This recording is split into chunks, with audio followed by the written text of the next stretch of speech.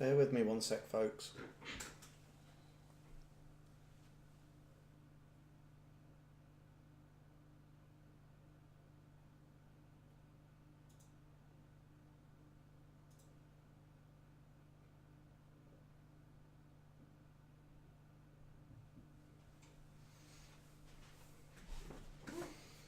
Okie dokie, sorry about that, guys, and welcome to the first scheduled Tower Tech live stream. I hope you're well wherever in the world you are. I'm sure that most of you are fairly local to me, given the time difference between the Far East and America. But welcome nonetheless. I hope you're having a pleasant Saturday evening. Going to cover a couple of topics off this evening. I'm going to talk about intellectual property. I'm going to talk about your rights as a copyright holder. There's going to be a particular point why I'm going to be talking about that. I also want to talk about a very exciting event that's coming to Coventry, which is Comic Con. It's the first time that Coventry has had a Comic Con, and it's a work colleague and a friend of mine that's actually running and organising that. So really fantastic to see him organising an event like that. Going to spend a little bit of time talking about cameras. As many of you will know, I've had a slightly turbulent period of time with my cameras, and in fact the video that I uploaded on Thursday, which I think was one of my better videos, but time will be the judge of that, was actually shot entirely on my iPhone and my Osmo, and I think the quality came out pretty good. It's probably fair to say that from a workflow perspective, that was absolutely horrible, but you know, particularly in post-production, absolute hours and hours and hours of trying to remove grain, etc. But we'll talk about this a little bit later on. So I'm going to talk a little bit about cameras, the cameras that I'm looking at, the two in particular that I'm considering. Also going to talk about the release of the Sony A9, which happened this week.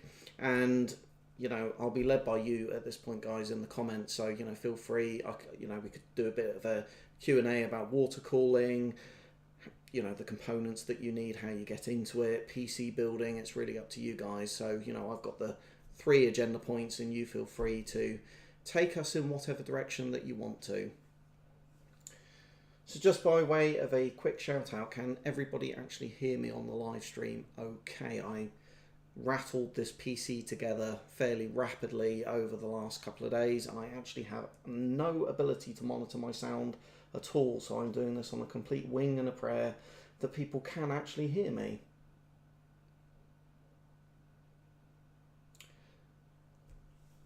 No comments as of yet, but there is a delay, so I'll keep yabbering on. Guys, hammer at me if you can't hear me. So let's talk about stolen videos as a first topic of conversation. And I think by way of some context, when you create something, by default you become the copyright owner of that particular piece of content. YouTube in particular, I think, has been pretty good at creating a copyright protection system, and it's particularly good around audio.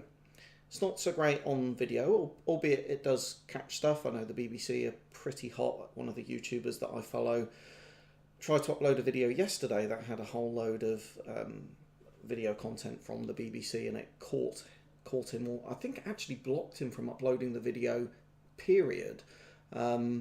So, you know, the algorithms, etc., that they've created are pretty good for large mainstream produced content. They're not so great at catching stuff like me. Now, I did an awful lot of research when I started this YouTube channel. I didn't want to put a whole heap of effort into creating all of this content, building an audience, etc., for all of that to get torn down because of something so silly as copyright strikes. And I've known YouTubers that have had precisely that problem. I think there was one chap I was reading about who'd actually spent somewhere in the order of about 3 years, had built up an audience of 160,000 people, and actually lost all of that because he got 3 consecutive copyright strikes, one after another. They take about 6 months to clear, and you know, I think he got these in the period of a couple of days, and his whole channel got taken down. You know, you're talking years of effort gone. I don't even think that you can immediately go back and then create another channel. I'm pretty sure that they log your IP, so pretty harsh situation altogether. So I do all of this research. I learn about what you can do, what you can't do. I've got subscriptions to royalty-free music sites so that, you know, I'm not getting myself into any trouble about that. Throughout all of this process, never did I imagine that I would actually get one of my videos copied. It never actually occurred to me and entered my mind. Lots and lots of worry and agitation about being inadvertently caught out myself, but never did it actually occur to me that someone would actually rip off one of my videos.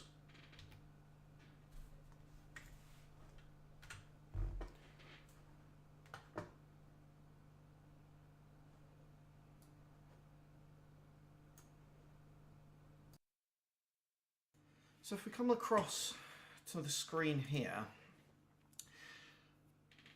when I uploaded the video on Thursday, I did a search for the very first video that I ever uploaded, and that was the IKEA PC Desk build dash redux, redo. It's my most watched video. It's been very successful. Doesn't appear first in the listings because I remade it, except effectively changed all of the sound, improved the music, etc., and then re-uploaded it. I only had about 10 or 15 views before I did that. You know, you're now looking at a video that's got 36,000 views.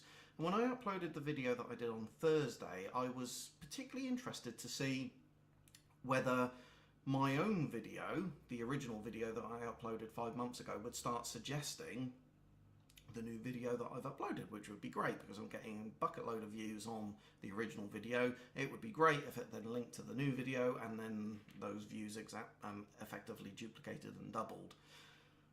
So I typed into the search of YouTube the exact name of the video, and to my shock, and you can see it on your screen, the same as I can see it on mine,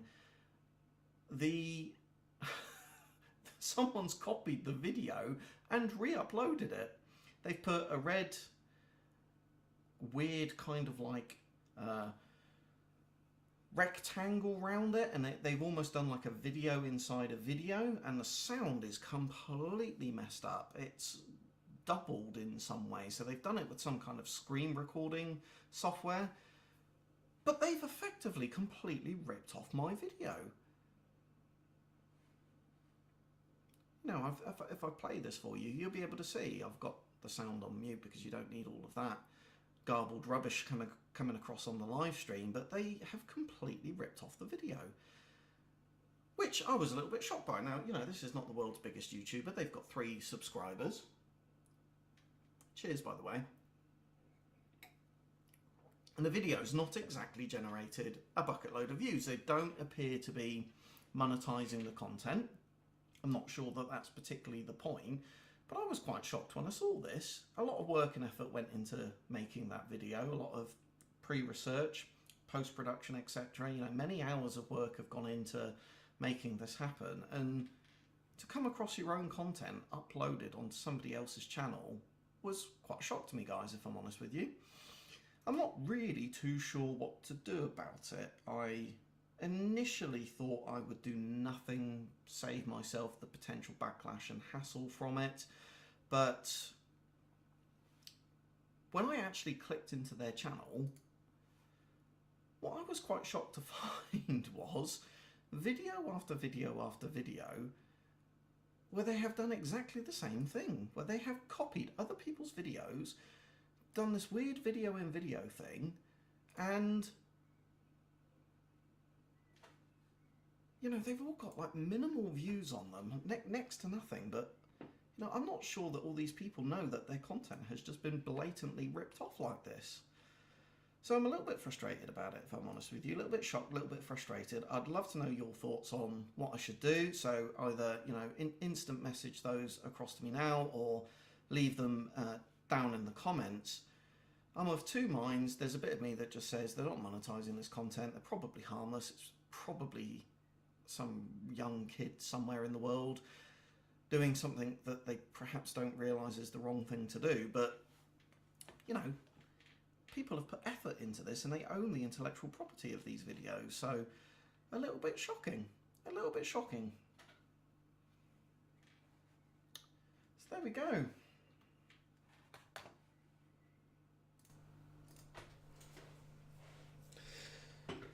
So I won't ramble on about that for too much longer. I'll move swiftly on to my next topic, which is Coventry Comic Con. Now, Comic Con is a world that's celebrated the world round. It's actually not an event I've ever been to before. One of my work colleagues has started organising a Comic Con in Coventry, which is near where I live, and I guess by way of an announcement, the fantastic news is that this channel is going to get the opportunity to go and film that event. So it's in October, so look out for that. There's a whole heap of celebrities that are attending this event. We were discussing potentially doing something around drones, etc. as well. Not entirely convinced that that's going to particularly suit the event, but we'll see. And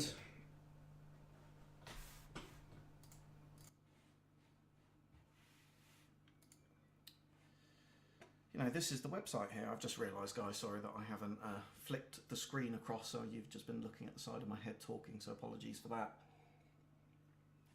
And you can see the banner flicking by, a whole heap of people, normal suspects from Star Wars. I think he's got some actors from Game of Thrones there as well. So I wasn't particularly going to talk about this at length, guys. I will be doing an interview with the chap that's organising this in a couple of weeks. So look out for that, and I will be at the event itself, and I might consider live streaming that. We'll see how we go. My lesson from today getting all of this set up is it's quite complex. It's not the simplest and most straightforward thing to do, and I'm absolutely sure that the sound quality that I'm uploading is horrendous. Apologies, by the way, guys. The PC that I've rattled together for this has not got the quietest fans in the world, so I've tried to put low pass filters on the microphones, etc., but I'm sure that you're probably getting a little bit of rumble. I've dialed the microphone volume back a little bit as well, so you're probably having to dial your volume up quite loud to listen to me. But I ran out of time effectively, guys. I scheduled it for 7:30, and true to my word, here I am at 7:30 streaming the video. So yeah, look out for that video, guys. It's coming soon. Just bear with me a second. I'm just gonna check how the live stream quality is actually going.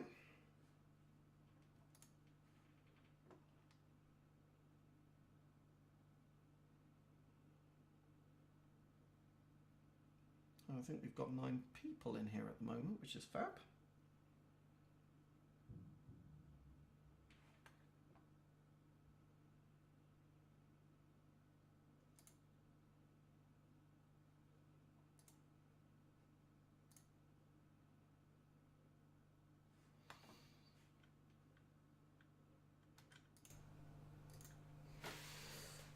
So let's spend a little bit of time talking about cameras.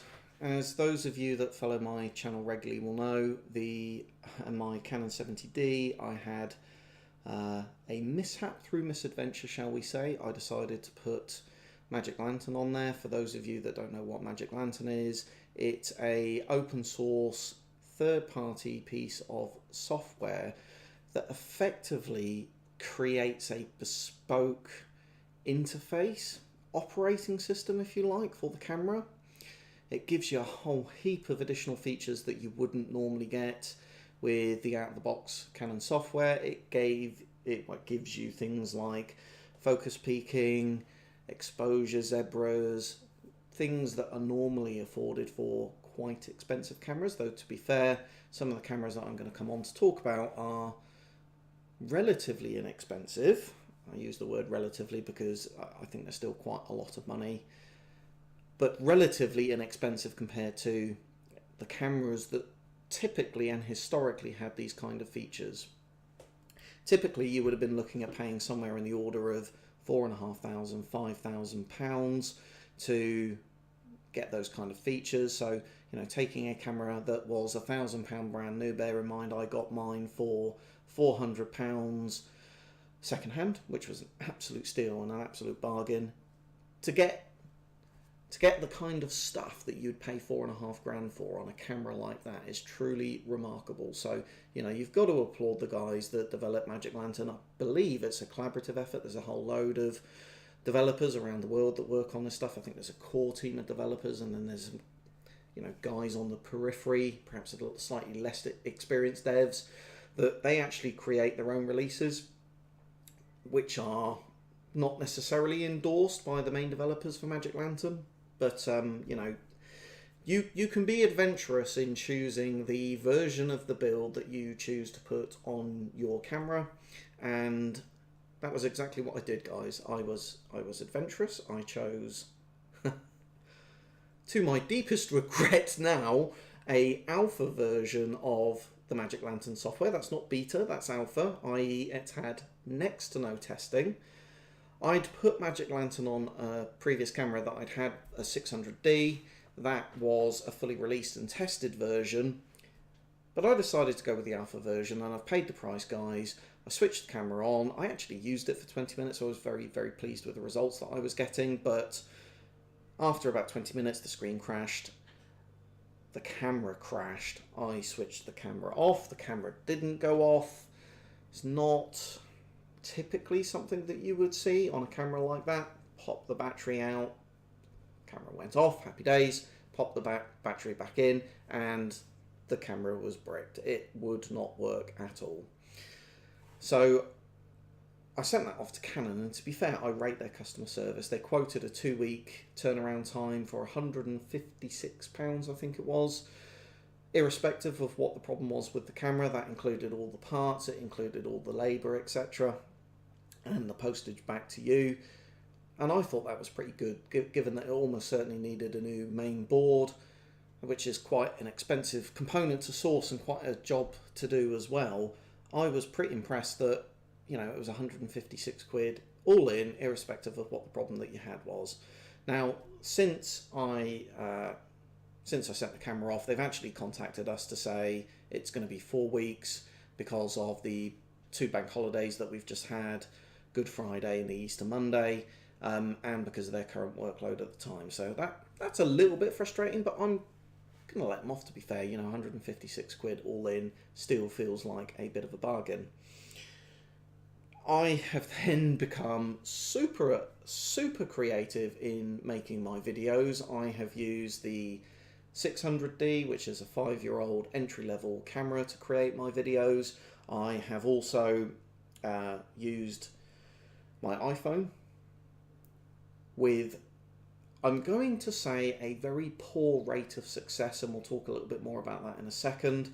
And I've also used my Osmo gimbal stabilized camera, which, to be fair, I got as a Christmas present and used a couple of times and got quite worried actually I wasn't going to use it as much as I thought it was. I thought it was turning into a bit of a gimmicky camera, but actually what I found was, you know, the 600D 5-year-old camera, entry level, it does HD.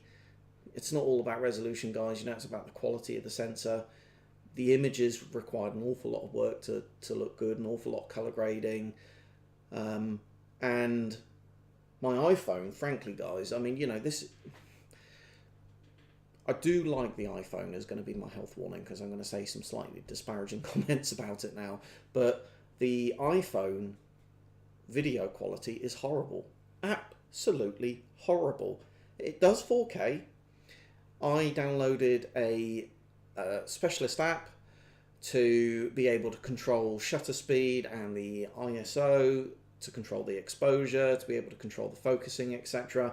It would do 100 megabit per second, pretty much raw update.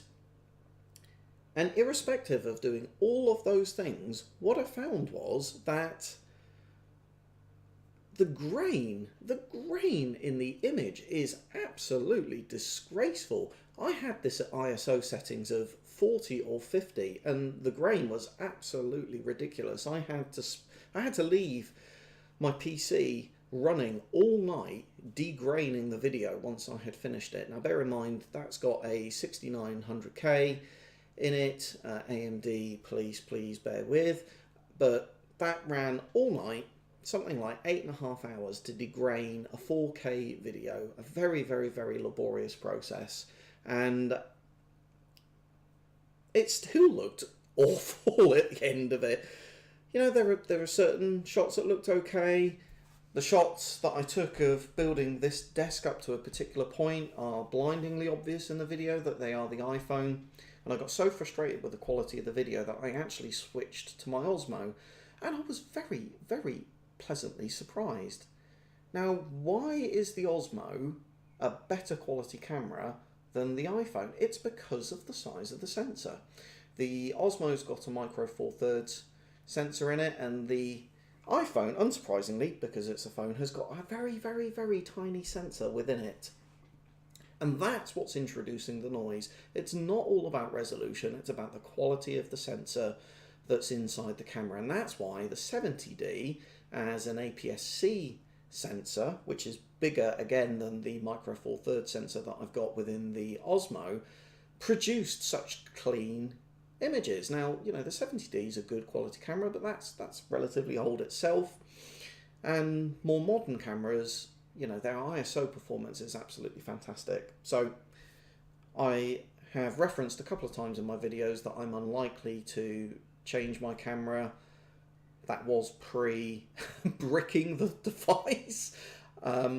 So with a 4-week delay, and I'm likely to be able to afford a new camera in probably a couple of weeks' time.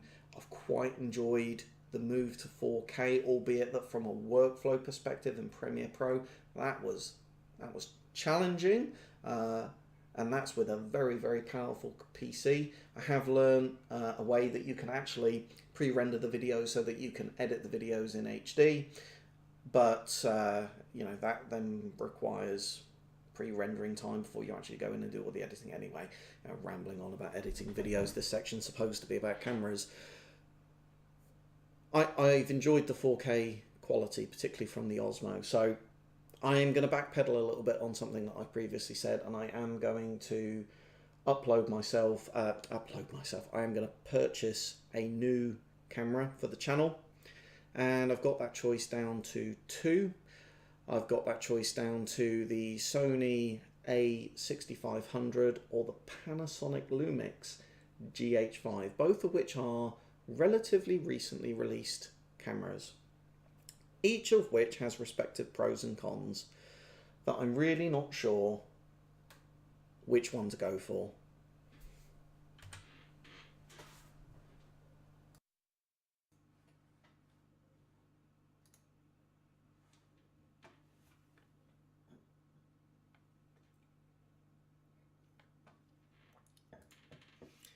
So if we flick back over here, so 6500, this is an APS-C camera, and so that's practically the same size as the sensor that I've got in the 70D. For some reason, Canon have their own specification of an APS-C sensor, so the Sony sensor is ever so slightly marginally bigger. Now, the image quality on this camera is absolutely phenomenal, It, you know, the 4K images that I've seen on YouTube are outstanding. It allows you to do log video grading, video color grading, so that you can go in and do loads of color correction in post, get all of that nice deep contrast and detail in your shots, and, you know, it's just a very good quality camera, guys. I'm put off by the overheating problems that the 6300 has had. I'm deeply concerned about that, particularly given that I want to use this camera for the live streaming that I'm doing at the moment. You know, these cameras have all got HDMI, clean HDMI outputs on them, so that you can connect them to a capture card in your PC and that you can get better quality video than I'm able to capture on these two webcams at the moment. But you know, I am put off by a significant number of things about this camera. The battery life is horrible. I could see myself carrying around a bum bag of cameras, which would be super, super fashionable.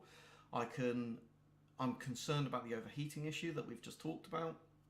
And the lenses are astronomically expensive. When you look at the other cameras, you know, the Panasonic and the Canon cameras, my sense of the situation is that what they seem to be doing is selling, well, Sony seem to be selling you the camera at a cheaper rate and then clawing that back and some then on the lenses. If you buy a Canon or a Panasonic camera, what they seem to be doing is charging you a little bit more money for the body, but then the lenses are more economical to procure. Now, given that you're buying a camera that has interchangeable lenses, so by definition you're going to be looking to buy, I would think, 3 or 4 lenses at least. My concern is that you're going to end up paying over the odds for the Sony camera versus a Canon or a Panasonic. But what's in the Canon lineup at the moment? You know, all of their cameras, unless you're going for a £3,500 camera, only record 1080p HD. There's no 4K option available at all. The autofocus is absolutely incredible on them, probably the best in the industry. The other camera that I've been looking at is the GH5 from Panasonic. No overheating problems at all on this camera. You know, it's splash proof. I don't think it's waterproof, splash proof. It's dust proof. It's rugged. I actually went into Jessop's today to actually take a look at both of these cameras. Thankfully, they had both of them on display. I think the Panasonic feels a lot more rugged, and actually, by way of a look, I prefer it.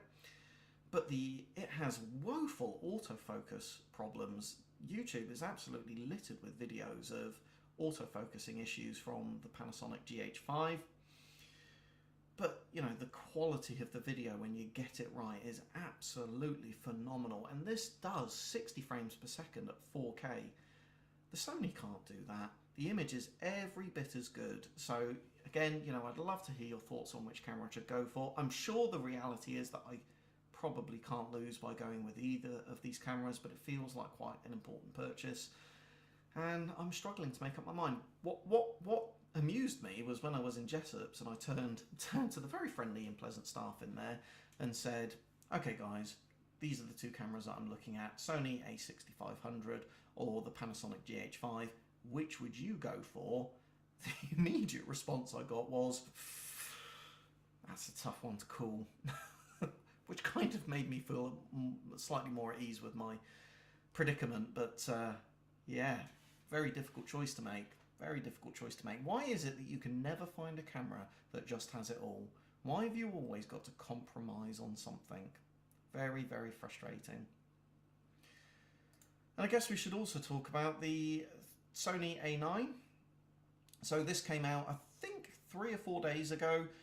I will not be buying this camera as my caveat. This is a £4,500 full frame beast that looks set to absolutely smash all of the competition.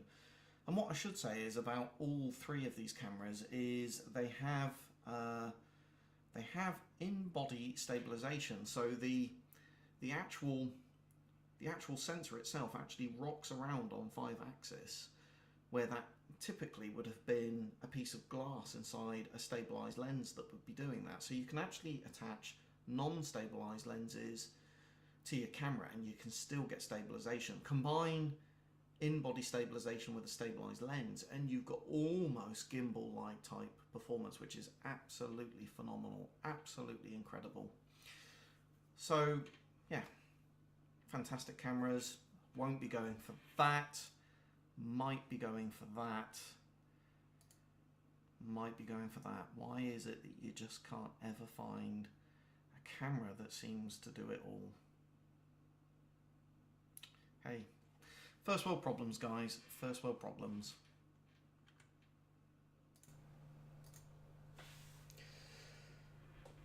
So that was all I had on my specific agenda. I haven't got any comments, guys. So I'm very happy to take the conversation wherever you'd like it to go. But you need to leave me here because I'm a bit lost. That's all I've prepared, I'm afraid, folks.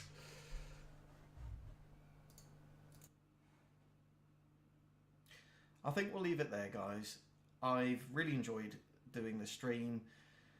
I must admit that it's been quite a bit more complicated to set up than I anticipated, so I wasn't as prepared with the content because I've spent most of the afternoon wrestling with the technology, so apologies. I will be better prepared for the next one next week. I hope you're really well wherever in the world you are. I hope you've enjoyed this stream. If you did, please smash that like button. If you're not already subscribed, then please do so that you don't miss all the fantastic content to come. I hope you're really well wherever in the world you are, and I'll see you in my next video.